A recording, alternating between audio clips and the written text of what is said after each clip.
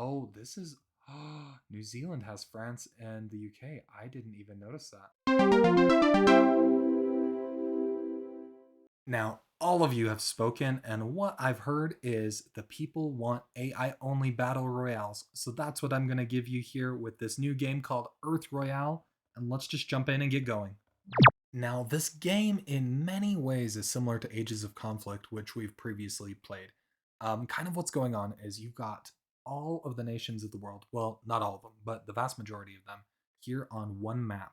And a lot of stuff is going on, a lot of chaos at the beginning, as each nation can annex local nations, they can divide their neighbors, they can take territory, you can be nuked, you can receive natural disasters, like there's hurricanes, tornadoes in the game that will literally wipe out part of your nation if you're not careful.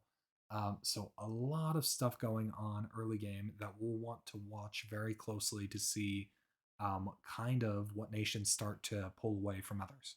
And a very early favorite is Russia, once again as they annex China. And it looks like Argentina being annexed by Brazil. And if we go to Europe, France being annexed by the UK. Now, that one's kind of interesting. I know there's been a lot of tension between those two nations before, but we'll see kind of what happens there. And India getting ever so larger here as they annex Pakistan. Now, this is unique. This might be the first unification of the game, but we've got Denmark, Germany. So, very interesting that they're now on the board. Sliding on over to the African continent, just like we saw with Denmark, Germany, we now have an East African Federation. So that was three countries that just chose to unify together, and they definitely increased their odds as they jumped to number 9 on the leaderboard. Now, this is kind of a fun one that just formed. We now have the Raj Union. So, what was our India Pakistan now forming together into this unification? Oh, Canada, oh, Canada. Well, we knew it would happen one day. The United States conquered Canadian land, and now they are number 2 on the leaderboard. Now, one thing really unique about this game is it adds Native American territory. So, even though they're small right now, perhaps by the end of this episode, you'll see a Native American tribe come out on top. And big moves taking place in Eastern Asia. Russia being eliminated from this game. So, they will not win another one of these AI only, but Mongolia taking their spot as the number 1 territory in the game. Honestly, I think this game is pretty fun. A lot more random though what can happen. So unlike Ages of Conflict, which we've tried a couple of times, the biggest nation does not necessarily have the advantage. Like we saw here, Mongolia annexed Russia, and Russia had previously annexed China. So they were pretty big, but not necessarily the case. You might not even see Mongolia at the end of the game. And speaking of Mongolia, they just annexed the Raj Nation, Raj Union, excuse me. So, well, they are still getting bigger right now. You might see them later on. Now, I am loving this. The Kiwi Nation, the New Zealanders, have come out to play, taking over Australia and starting to actually expand. So, very fun prospect of seeing New Zealand potentially win this. And multiple countries here just formed the Turkic Union. So, kind of stretching into a lot of the stands. It looks like Kazakhstan, Turkey, a lot of them joined in that region. So, puts them in 4th place currently. And we just witnessed the return of Yugoslavia. So, you thought they were gone, but they just made a comeback. And somehow, New Zealand has territory over here. I'm not sure what it is they have, but they have. Oh, this is. New Zealand has France and the UK. Man, I didn't even notice that. But they're not even in the top. Wait, no, they are. They're in 3rd place. Shoot, man. Now I'm secretly hoping that they come out on top. And Poland just split in half. So they kind of resemble what was Germany, but East Poland did not last at all, being divided by its neighbors. Mexico just forming with a lot of Latin America right there, the Central American Federation, Mexico.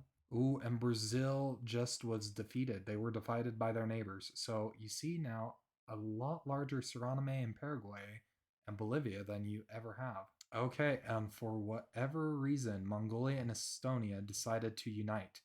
So now everywhere on this map that you look, you're seeing in Mongolia, Estonia. And I liked this one a lot. Spain and Portugal uniting to form the Iberian Union. Oh, and there is your downfall of Mongolia. So the Turkic Union, they just annexed them. So they are looking mega strong right now, taking over a huge chunk of the map. And now just 80 nations left in the game.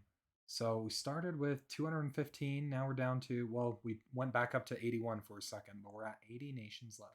Now, I also like the name of this. We've got the New Sweden United States of East Poland.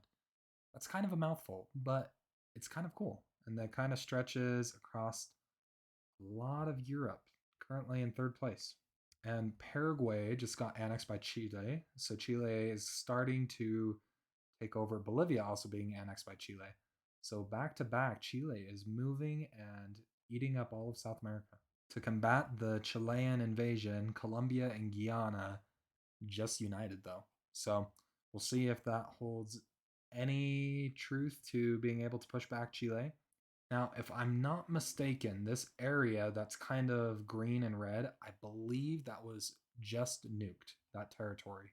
So that's kind of what it looks like. You can't inhabit it for quite some time. I don't know exactly how many turns, but it does take a minute to clear.